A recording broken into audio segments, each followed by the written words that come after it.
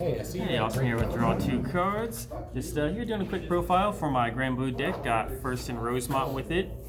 Let's start out with the more obvious things you tend to see in Granblue decks. We got 4 Beatrice. Some will only run 2 if it's a Night Rose variant. I'm actually not running Night Rose at all in my deck. This is more of a Negro Bolt Spirit Exceed build. And I'll get into those cards in a second here.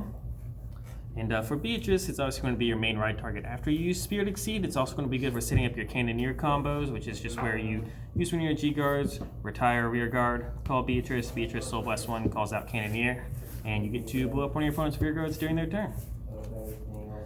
This one, there's going to be a lot of 1-ofs in this deck. I got 21 to be exact, including the starter and the overtrigger. This is going to be your main finisher. You ideally want to set up for this card by baiting out all their PGs. Or sometimes, depending against the right deck, you might want to go into it kind of early with your bad bounties. Just at the start of your ride phase or main phase, you have to find all your non-triggers, so you don't want to rely on it too much. It is a little risky to play, but swinging for 4 to 5 crits at the end of the game and giving it plus 30 or plus 40 or 60k to your front row, pretty powerful finisher. And then we've got 2 Skull Dragons here. Reason I'm only running 2 is because I did at one point run 3. That was when I was running Megiddo. I did kind of realize that Negro Bolt's just a little bit better finisher than Negro Bolt. It's more consistent, less risky. So with that, you generally only want to have 1 Skull Dragon at a time. That way it is searchable from deck, but if the one goes to damage, you still got another one to fall back on. And then the most important card for running a Spirit Exceed build is Spirit Exceed itself. Pretty self-explanatory card, just skill and drop zone. You put a Samurai Spirit and a Knight Spirit into your soul and superior ride it from drop. Ideally, you want to run Banshee as your grade 1 ride target and put it straight into drop. That way you don't have to worry about the card going to damage or anything like that. You can occasionally get it off with Greed Shade if it happens to be in your starting hand, but 9 times out of 10, if you're using this card, you are going to be searching it off of Banshee. And then for another grade 3 here, we have Night Storm. Anyone who plays Granblue recognizes this card as our most common extender that we've got. GB1 into battle that it attacked, you can just superior call any card. Most of the time, unless I'm playing a force deck, I'm going to search off of Beatrice, and I'll combo that with Beatrice to Soul Blast 1 and call my Skull Dragon off of that. And then for the last grade 3, we've got 2 of the grade 3 heals. I'll get into a little bit to why I'm only running 2 of the grade 3 heals. But it's pretty big staple, obviously. Stride Fodder, heal, and you are going to get those skills for that as well. Going into our grade 2 lineup, we've got 4 Column Bard. It is starting to become a little trendy to run only 2 Column Bars, and for most decks I can agree with that. But if you're running a Spirit Exceed build, you're really going to want to try and search one of your cards off that, because if you have, say, for example, you're missing a Knight Spirit or you're missing the Samurai Spirit, it's great to be able to drop that card. If you happen to be lucky enough to already have them all, you're going to want to search off of your Ghost Ship off of that. And it can occasionally be used in the late game as an extender as well too, but not very often. Second 4 of at grade 2 is going to be Greed Shade. Again, another one of the best cards in the game. It's another card that's starting to become more popular at lower copies, but I think in this build it is still necessary to run it at 4 just to help make sure that you hand fix yourself early game. Sometimes it's boring to get the one card that you're missing. There's been plenty of times I've been missing just one card, just taking a chance on hoping to mill it off of the Greed Shade, and then I get it and pull off the superior ride combo. Stormride Ghost Ship, pretty self-explanatory as to why that's a good card. Just on attack, gains 15k. In a battle, you get to retire and draw cards. So it's good for a counterplaying damage style as well too, since you get to retire itself. They won't have a rear guard to swing into, and you can force them to hit your vanguard. Cannoneer, this card exists for pretty much one purpose only. It is just to Cannoneer combo your opponent, which is the one I mentioned earlier, where on your opponent's turn, you use your G-Guard, call out a Beatrice with it, and then you get to call out your Cannoneer and blow up one of their rear guards during their turn. And for the final grade 2, we've got Ghoul Dragon. This one may not be as obvious for as to why it's in the deck, but it serves a few purposes here. So it's anti-deck out. So in Granblue, you mill yourself a lot. So if you go into a Negro Bolt turn and you have maybe 2 cards left in deck, you can safely not take any damage the next turn, assuming you've got your good G-Guards and everything set up. And then next turn, you can just retire one of your rear guards, counterblast 1. You don't even have to throw this card back into the deck with the other ones in superior card if you don't want to. Sometimes I do only throw back 2 or 3 cards. I ideally try to set myself up to where after drive checks I'll still only have 1 card left in deck, but it gives you another option just to kind of combo with Bolt, and you can sometimes retire problematic cards with its Soul Blast skill. Going into grade 1s, you have your main grade 1 ride target. This is Banshee. Most of the time you're going to be searching off your Spirit Exceed with this so that you can superior ride. If you happen to already have some combo pieces, or you don't want to superior ride that time and turn, or if you just happen to know that you've already got the combo pieces in hand, you can get something else that's important. Depending on your matchup, you maybe get a Cannoneer, you might get a Ghost Ship, you might get a Night Storm or Grenache.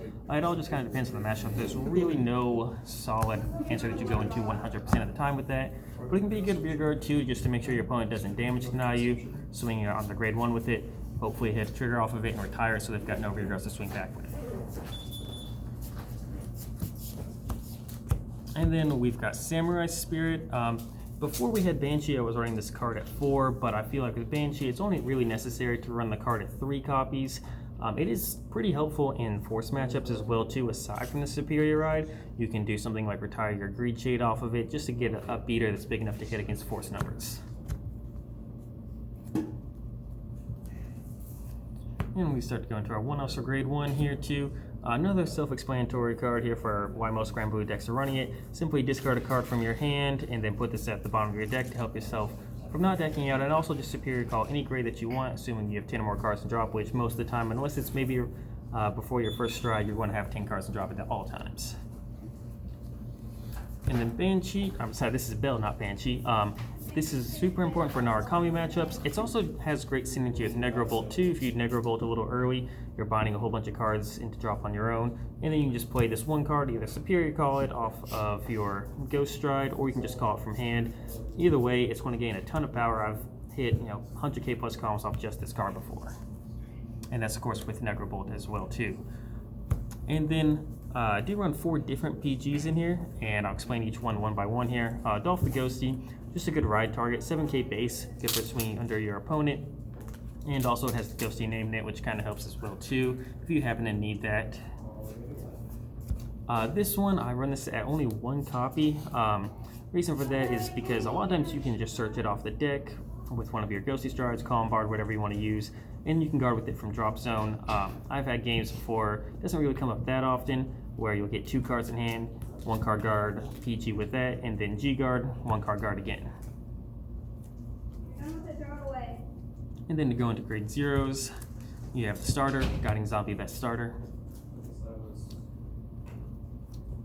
We've got the original Grenache, best countercharger in the game, self-explanatory. It's got Hollow, which prevents you from being damage denied. I did actually use that in Chicago, just to put that up in the front row. And then just end of turn, it's not that good if you're using Night Rose. It is still playable, but in my build, since I'm not playing any Night Roses, I'll always be able to countercharge 2 at the end of turn. And Bikun, I strongly feel that Bikun is the new Hanoi. Hanoi's skill used to be a staple in Granblue, and it still kind of is, just to help stop a lot of decks that multi-attack, but I feel that these days, multi-attacking the Vanguard is just a lot more common, and you can also G-Guard into this from drop zone to stop 2 Vanguard swings. And a lot of decks like Nightmare Dolls and Narukami have removal for your Hanoi. There's not really a way that anybody can remove this. So in my opinion, this is the new Hanoi for stopping all of the new multi-attack Vanguard meta that we've got right now. And then we've got 4 Night Spirit. We just need that for the superior ride. Plus, it is a vanilla. We are running Cycloned in this deck, so these cards can actually get pretty beefy thanks to Cycloned.